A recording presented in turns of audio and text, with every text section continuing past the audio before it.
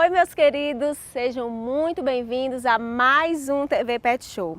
E olha, o programa de hoje está cheio de curiosidades importantíssimas para vocês. Primeiro a gente tem uma entrevista com o Dr. Alisson Ximenes, que trabalha com terapias de células-tronco. Depois temos o Dr. Daniel Shoa, que já é amigo da TV Pet Show, falando sobre inseminação artificial. E para encerrar, uma entrevista super interessante com o Dr. Márcio Vasconcelos sobre oncologia. E ainda temos as fofuras do Meu Pet é Lindo. Tudo isso já, depois do intervalo.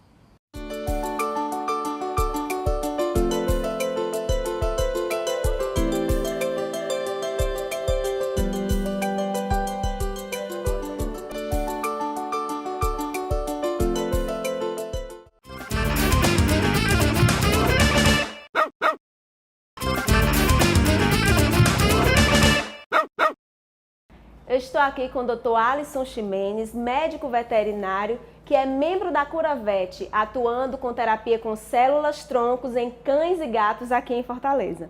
Dr. Alisson, muito obrigado por nos receber. A minha primeira curiosidade é como surgiu o seu interesse por esse assunto tão difícil que é células-tronco. Pronto.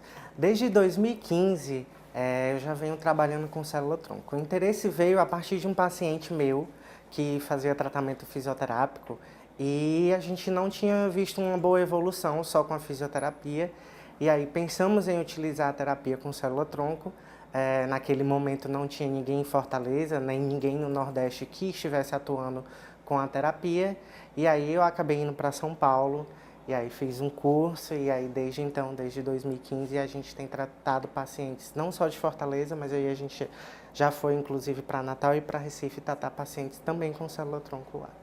Doutor, eu tenho certeza que, assim como eu, muita gente não conhece bem o assunto células-tronco, principalmente em se tratando de animais. Eu gostaria que o senhor explicasse um pouco o que é célula-tronco. Bom, a célula-tronco, elas são células multipotentes, tá? Então, pode ser pluri, vai depender da obtenção dela. Elas podem se diferenciar em vários tecidos, então tecido cartilaginoso, tecido ósseo, tá? Então a gente pode estar aplicando por uma gama de tratamentos. No geral, essas células elas têm um alto poder anti-inflamatório.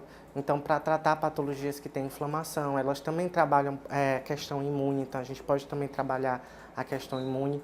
Mas, em geral, a gente falar de um modo resumido o que é a célula-tronco, ela é uma célula que ela pode se diferenciar em várias células do nosso organismo. Então, ela seria mais ou menos um coringa para o nosso organismo. Ela é um coringa que pode se diferenciar em vários tecidos. Doutor, e em cães e gatos, quais são os casos que pode ser feito o tratamento com célula-tronco? Em cães e gatos, a grande maioria dos casos tem sido os casos ortopédicos, tá? Casos de artrose, aqueles animais que já são velhinhos e têm artrose. Então já são os casos que a gente tem mais, tanto em cães e gatos. Problemas de coluna, aqueles animais que paralisaram, que ficaram sem andar. Problemas renais também podem ser tratados, problemas hepáticos, problemas imunes. Então, assim, tem uma gama de terapia que a gente pode fazer com a célula-tronco. Assim, ela não é uma terapia limitada, a gente consegue fazer bastante trabalhos com ela, não só na parte ortopédica quanto neurológica, mas também renal, dermatológica, hepato. Então a gente consegue trabalhar ela em vários segmentos da veterinária, não fica limitada à ortopedia e neurologia, não. Doutor, e como é que é feito o procedimento? A partir do diagnóstico que precisa ser usada a célula-tronco, como é que inicia o procedimento do tratamento? Normalmente o que acontece é que o clínico, ao saber que o paciente já tem um quadro que pode ser tratado com célula-tronco, ele encaminha o paciente para uma consulta, onde na consulta nós vamos avaliar esse animal, ver se esse animal está apto ou não a fazer o tratamento, tá? E a partir desse momento, todos os exames desse animal são avaliados pela equipe, que é a equipe da CuraVet, da qual que eu faço parte. Então, não sou só eu que avalio esses casos, então tem uma equipe multidisciplinar de pessoas que trabalham em várias áreas. A partir desse momento que esses exames chegam e para a equipe debater, a gente vai ver se é uma oportunidade boa para aquele animal ou não. Por se tratar de uma terapia um pouco onerosa, a gente não quer que qualquer animal faça sem ter a expectativa de uma melhora. Tá? Então, normalmente a gente passa por esse procedimento que é da consulta e avaliação. Se o animal estiver apto, nós marcamos para fazer a aplicação de célula. Dependendo do caso, esse animal pode ser anestesiado ou não.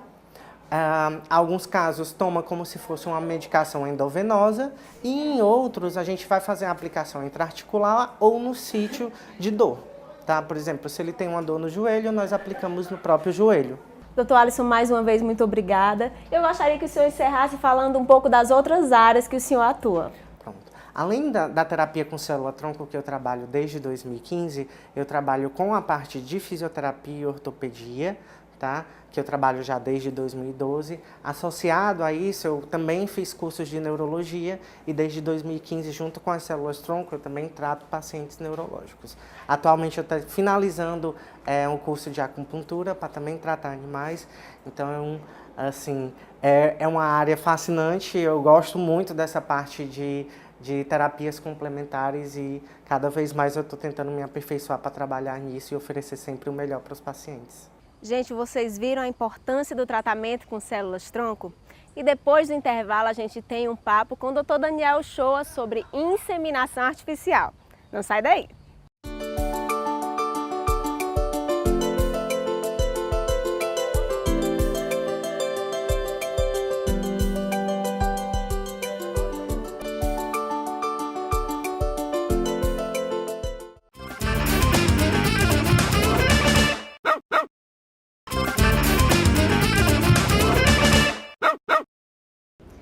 Eu estou aqui com o Dr. Daniel Couto Shoa, que já faz parte da família TV Pet Show. Toda vida que a gente se encontra é uma verdadeira aula que nós temos. Doutor, a primeira matéria foi sobre reprodução animal, a segunda nós falamos sobre o manejo pós-parto e o cuidado com os filhotes, e hoje a gente vai falar sobre inseminação artificial. E a minha primeira curiosidade é como se deu a primeira inseminação artificial? Quem teve a ideia de fazer inseminação artificial em animais? A primeira inseminação artificial em animais domésticos, coincidentemente, se deu na espécie canina. Um padre italiano, observando um casal de cães acasalando, observou que após a monta, essa cadela tinha refluxo e observou que tinha a presença de uma segunda cadela próximo da primeira, que o macho não se interessava. Então ele coletou o sêmen que vinha por refluxo da primeira cadela, colocou numa seringa e inseminou a segunda cadela. Essa cadela veio a gestar 3 filhotes. Foi a primeira cadela, foi o primeiro notificamento de inseminação artificial nas espécies domésticas, no interior da Itália. Doutor, e em que caso o senhor indica a inseminação? As indicações de inseminação artificial são as mais diversas. Nós temos quando a fêmea não aceita o macho escolhido pelo proprietário, quando o macho tem dificuldade em acasalar, quando os animais não estão no mesmo ambiente, estão em locais distintos, e aí tem que se proceder à inseminação artificial. Quando eu tenho um macho bem mais pesado que uma determinada fêmea, e essa fêmea não vai suportar o peso. Quando eu tenho reprodutores bastante jovens ou idosos, esses comumente podem ter ejaculação precoce e não vão conseguir efetuar a cópula completa. Então, são as mais diversas gamas que levam a gente a fazer uma inseminação artificial. Doutor, a gente escuta muito falar em inseminação artificial em equinos. E para cadelas, é grande a procura também? Todo dia eu faço inseminação artificial. Tem dia que às vezes me chamam para fazer 5, 6 procedimentos. É bastante comum porque hoje em dia qual é o perfil? As casas são cada vez menores. As pessoas têm uma Shih Tzu em casa, uma Bulldog, que normalmente são as filhinhas de casa. Essas cadelas não são criadas na presença de macho e quando levadas para a cobertura, elas não vão aceitar a monta de um macho que elas não convivem. Então elas simplesmente sentam e não deixam o macho cobrir. Então as pessoas chamam para que a gente possa intervir, coletar o sêmen do macho e inseminar a cadela, já que naturalmente, na maioria das vezes, ela não vai aceitar a monta. Doutor, aqui no Brasil já existe banco de sêmen para animais? No Brasil tem banco de sêmen canino em Porto Alegre e no Rio de Janeiro. Tá? Aqui no Nordeste a gente não tem ainda, mas é algo que está se caminhando para daqui a alguns anos a gente efetivar para que se possa trabalhar com sêmen congelado. porque aqui a gente já trabalha com o sêmen a fresco, que é aquele sêmen que se coleta na hora para fazer a inseminação com no máximo 1 hora, ou com sêmen refrigerado, que é o sêmen que a gente coleta aqui e manda para qualquer local, ou para Juazeiro, para São Paulo, para Porto Alegre, que se tem uma flexibilidade maior de tempo, de 12 horas até 3 dias, para se trabalhar com esse sêmen refrigerado. Doutor, e como é que acontece? As pessoas já chegam procurando o senhor com a fêmea e um macho indicado, ou elas pedem muito sua indicação? Muitas vezes as pessoas já chegam com o casal pronto, o macho e a fêmea. Às vezes eu coleto o sêmen do macho não é bom, porque esse sêmen é avaliado, e aí eu indico um outro macho que tenha uma condição seminal boa, tá? Que tenha boa qualidade de espermatozoides, ou então me procura o proprietário que tem a fêmea, por exemplo, uma bulldog dourada, ele quer uma ninhada toda de filhotes dourados, ele chega para mim e pede: doutor Daniel, eu queria que minha cadela só tivesse filhotes dourados. Então eu vou procurar um macho da mesma cor, para que eu possa tirar filhotes todos com a mesma característica. Então existe a indicação também de macho, de acordo com o que a pessoa está esperando da possível ninhada, da provável ninhada. Doutor, existem raças que têm mais dificuldade de acasalar e que o senhor aconselha a inseminação? Existem 2 casos bem específicos, quando a raça tem problemas anatômicos, como os bulldogs em geral, bulldog inglês, bulldog francês e basset hound. Esses cães têm dificuldade normalmente de acasalar. No caso dos bulldogs especificamente, os machos podem superaquecer, ter dificuldade respiratória e vir a morrer. Então a gente indica a inseminação artificial para não correr esse risco.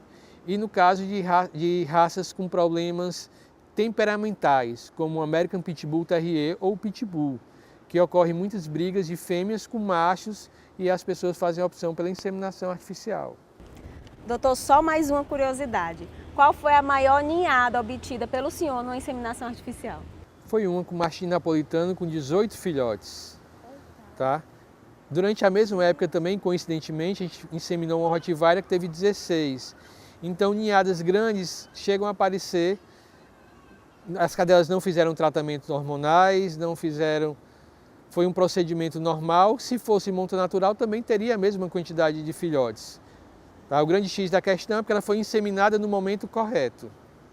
Gente, eu fiquei impressionada. Uma ninhada só, 18 filhotes. Olha, não saio daí, porque no próximo bloco a gente tem uma super entrevista com o Dr. Márcio Vasconcelos, que é especialista em oncologia. Eu estou aqui com o Dr. Márcio Vasconcelos, que é veterinário especializado em oncologia. Dr. Márcio, muito obrigada por nos receber e por nos dar essa oportunidade de saber um assunto tão sério que é pouco falado, que é a oncologia.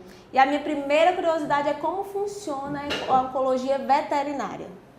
Eu que agradeço o convite de vocês para falar um pouco sobre esse tema chamado oncologia veterinária. E a oncologia veterinária, Catuxa, ela funciona, uma parte da medicina veterinária, assim como da medicina, a parte oncológica, que estuda, que investiga e que trata diversos tipos de câncer. No nosso caso especificamente, que trabalha com a investigação e tratamento de diversos tipos de câncer em cães e gatos, né, especificamente que é a área que nós atuamos aqui, entendeu? E doutor, e quais são os principais tipos de tumores ou não tem? É bem amplo? Tem sim. Hoje nós temos ainda um ranking mundial, né? E esse ranking demonstra que os tumores de pele, que nós chamamos de tecido subcutâneo, ainda tem uma maior população, né, de pacientes acometidos, seguido pelos tumores de mama. E em terceiro lugar vem ali os tumores que nós chamamos de hemolinfáticos, né? Que é uma outra classificação. Então nós temos pele e subcutâneo primeiro, seguido de mama. Inclusive os últimos dados mundiais, estatísticos, tanto no mundo como incluindo a parte do Brasil, os tumores de mamas eles estão muito se aproximando e logo acredito vai superar o câncer de pele, vamos dizer assim, de cães e gatos, né? Então isso já é uma preocupação que nós estamos tendo já com essa alta incidência do câncer de mama também. Doutor, o senhor atende cães e gatos, né? Isso. Mas existem algumas raças que têm mais probabilidade de adquirir um câncer ou não? Tem. Existem algumas raças mais que nós chamamos de predispostas, né? De acordo, lógico, com o tipo de tumor. Existem diversos tipos de tumores em cães e gatos, assim como também em humanos. Então, nós temos algumas raças sim mais predispostas. Para determinados tipos específicos de tumor, nós temos uma raça que tem uma probabilidade maior de desenvolver. Existe um envolvimento genético envolvido nessa predisposição, né, que é um dos fatores do desenvolvimento do câncer. Por exemplo, citar exemplos, é muito comum tumores de pele, que é a nossa maior incidência. Nós temos uma raça de cães que são os boxers, tem a maior prevalência, né?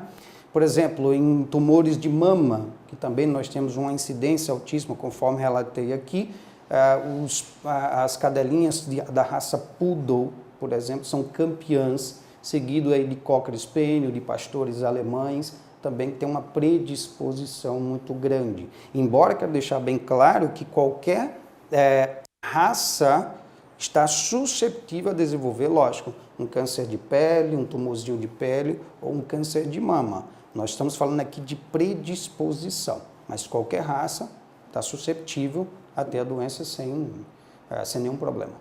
Doutor Márcio, eu em casa, existe algum sintoma que eu possa perceber e me atentar para levar ao médico? Muito boa pergunta. É importante, Catuxa, assim, na oncologia, no desenvolvimento de pacientes que têm câncer, na verdade, ele não tem um sintoma específico, na verdade, né? O que a gente vê? São sintomas muito inespecíficos, mas o que os proprietários, os tutores dos seus cãezinhos, dos seus gatos, têm que ficarem bem atentos? Por exemplo, a formação de qualquer carocinho, que nós chamamos de nódulos, ou qualquer carocinho na pele, aqueles animais que têm um emagrecimento progressivo, animais que ficam muito apáticos, por exemplo, qualquer coisa que fuja da anatomia normal do corpo do seu animal, o surgimento de estruturas que nós chamamos de gânglios aumentados, esses proprietários que, por exemplo, levam ao veterinário e por meio de exames detectam acúmulo de líquido em cavidades internas.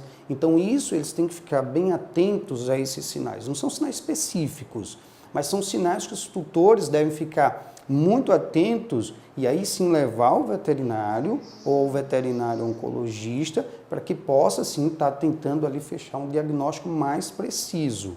Mas, em suma, nós temos que ter cuidado com esses sinais que eu relatei aqui. E uma vez dado o diagnóstico, como se dá o tratamento? O tratamento do câncer, ele é que nós chamamos de multidisciplinar, né? Hoje nós temos a cirurgia ainda como carro-chefe para a maioria dos tumores, né? E nós sabemos que uma cirurgia bem feita dentro dos princípios da cirurgia oncológica, que difere um pouquinho da cirurgia convencional, as chances de cura, quando o paciente é feito um diagnóstico precoce, né? Quando se descobre muito cedo a doença daquele animalzinho, a cirurgia é uma das principais ferramentas que nós empregamos na oncologia veterinária. Mas não é só a cirurgia. Como eu falei, o tratamento do câncer é multidisciplinar. Nós temos, além da cirurgia, nós temos protocolos de quimioterapia, nós temos terapias que nós chamamos de adjuvantes à cirurgia, como radioterapia também. Nós temos técnicas que é a criocirurgia, que é o tratamento de tumores, por exemplo, por congelamento. Nós temos técnicas que já está chegando no mercado, também chamado de eletroquimioterapia. E nós temos também, como eu falei, como parte desse tratamento, e que não deixa de ser também menos importante, além da cirurgia, entre outros que eu já citei, acupuntura, fisioterapia, controle de dor, dietoterapia, tudo isso faz parte do tratamento do câncer, né? Então, esse conjunto de meios ou de ferramentas que nós utilizamos, lógico, é muito melhor você tratar um paciente com câncer abordando várias ferramentas do que uma ferramenta só. Então, a probabilidade de ter resultados mais positivos é muito maior. Doutor, em geral, é sucesso todo o tratamento de oncologia para os animais? Eu quero deixar bem claro que, assim, nós temos avançado muito nos últimos anos, né? a incidência de câncer em animais vem crescendo muito. E essa incidência cresceu muito por quê? Em virtude que antigamente os animais viviam em média 10, 12 anos. Hoje eles vivem em média 15, 16 anos. Eu estou falando de média. Né? Então, assim, cada vez mais eles estão envelhecendo. Isso, lógico. E por que eles envelheceram mais? Em consequência de uma medicina preventiva que a classe, na verdade, já vem fazendo ao longo de anos. A alimentação adequada, a parte de higiene muito melhor desses animais, o uso de ferramentas de diagnóstico precoce de doenças. Então, tudo isso tem contribuído para que esses animais vivam muito mais no nosso lar, no nosso meio. E com isso, me traz algumas doenças associadas, dentre elas, o câncer também. Né? Então, assim, todo paciente com câncer fica bom, tem cura, eles são curados? Não. A grande maioria, como eu falei, quando você faz um diagnóstico precoce e institui uma terapia bem cedo, né, assim que você faz esse diagnóstico, as chances de cura são maiores. Mas o que é que nós temos observado? Existem algumas particularidades, é importante que as pessoas façam essa diferença em relação aos humanos. Né? Os cães, por exemplo, e os gatos, eles toleram muito mais a terapia do que os seres humanos. E existem dois fatores para isso. Um é o fator que nós chamamos de metabólico, ou seja, esses animaizinhos conseguem metabolizar alguns medicamentos muito mais rápido que os seres humanos, então os efeitos são menores. E existe o fator psicológico, que tem que ser levado em consideração. Por quê? Porque muitas vezes os animais não conseguem ter o discernimento da vivência psicológica da doença. Ele não sabe que tem câncer e ele não sabe que aquela doença pode ocasionalmente tirar a sua vida. Né? Para você ter noção, assim como ocorre em pacientes que têm medo da quimioterapia, é muito comum os tutores, os proprietários de animais, eles terem a coragem de fazer cirurgia nos seus animaizinhos e não quererem fazer quimioterapia. Não sabem que os animais toleram quimioterapia muito mais do que seres humanos.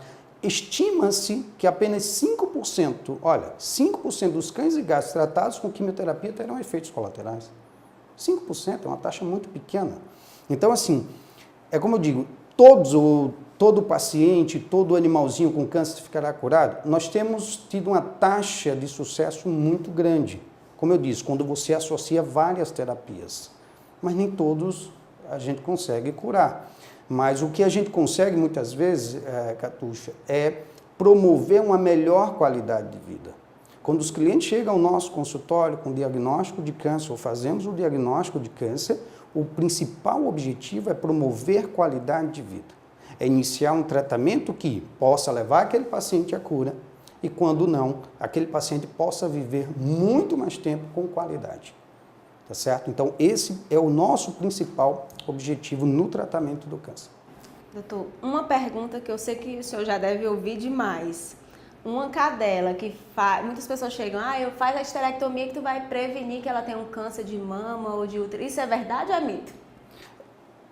O que acontece? As pessoas muitas vezes perguntam se a cadelinha nunca teve uma gestação, né? Nunca teve filhotes, tem uma predisposição maior a desenvolver, por exemplo, um câncer de útero, um câncer de mama, isso é mito, tá certo? O fato dela ter ou não ter tido uma gestação não aumenta, por exemplo, a probabilidade de desenvolver um câncer de útero ou de mama. Mas nós sabemos, por exemplo, em relação ao câncer de mama, que existe uma influência hormonal no desenvolvimento de alguns tumores mamários. Né? É tão fato que existem trabalhos que comprovam isso, que cadelas e gatas, por exemplo, castradas antes do primeiro cio, a probabilidade dela desenvolver um câncer de mama gira em torno de 0,05%. À medida que essa cadela vai tendo cios, ou seja, vai tendo influências hormonais, né, de acordo com que ela vai tendo esses cios, essa probabilidade dela desenvolver vai aumentando, ou seja, quanto mais influência hormonal ela tem, né, ou seja, quanto mais tempo ela passa tendo cio e tudo, maior é a probabilidade dela desenvolver. Então, existe sim um efeito preventivo quando você castra a sua cadelinha antes do primeiro cio, ou pelo menos entre o primeiro e o segundo cio. Eu quero deixar bem claro também, quando nós falamos em castrar antes do primeiro cio, né, que as pessoas têm que correr com um animalzinho com 2, 3 meses de idade para fazer a castração. Até mesmo porque esses hormônios também são importantes no desenvolvimento desses animais, né? Mas meados ali dos seus 7, 8 meses de idade, é quando normalmente esses pacientes têm uma tendência, isso é uma média, de entrarem no cio, você pode opor segurança entre o primeiro e o segundo cio, né? Ou seja, depois do primeiro, antes do segundo, você realizar o que nós chamamos de ovário-histerectomia, né? Ou seja, que é a castração, né? Para ter esse efeito preventivo no desenvolvimento tanto do câncer de útero quanto do câncer de mama. Doutor Márcio, mais uma vez eu agradeço por nos ter recebido. Eu gostaria que o senhor encerrasse falando da importância da prevenção dos animais. Eu acho importante assim, mediante o que nós falamos sobre esse acompanhamento dos tutores em relação à identificação de alguns sintomas de pacientes com câncer, o que eu sempre oriento? Leve o seu animalzinho sempre com frequência ao veterinário. Leve as queixas, as observações que vocês fazem no dia a dia ao veterinário. Ele é o profissional mais capacitado para começar a fazer uma investigação nesse paciente e aí sim, caso haja suspeita, caso feche-se um diagnóstico, encaminhar para um profissional especializado para que eles possam dar continuidade nesse tratamento. Então, não deixem de levar com frequência seus animais ao veterinário, né? Observem muito bem seus pacientes, levem, converse com o seu veterinário de confiança e aí sim, caso feche o diagnóstico, ele encaminha um colega especializado para que nós possamos estar empregando o que tem de melhor, o que tem de mais moderno no tratamento dos diversos tipos de câncer que hoje nós já temos aqui em Fortaleza. E eu gostaria de mais uma vez agradecer ao Dr. Márcio que nos recebeu com tanta atenção. E o nosso programa está chegando ao fim, mas preste atenção que eu tenho um recadinho para vocês. Tem alguma dúvida sobre o que foi abordado hoje? Quer ver alguma matéria do seu interesse aqui na TV Pet Show? Entre em contato com a gente através das nossas redes sociais.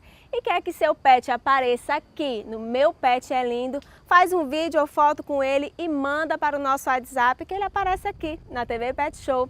E não esquece, o nosso encontro está sempre marcado todos os sábados às 9h30 aqui na TV Ceará. E com reprise todas as quintas às 13 horas. Um beijo e até a próxima!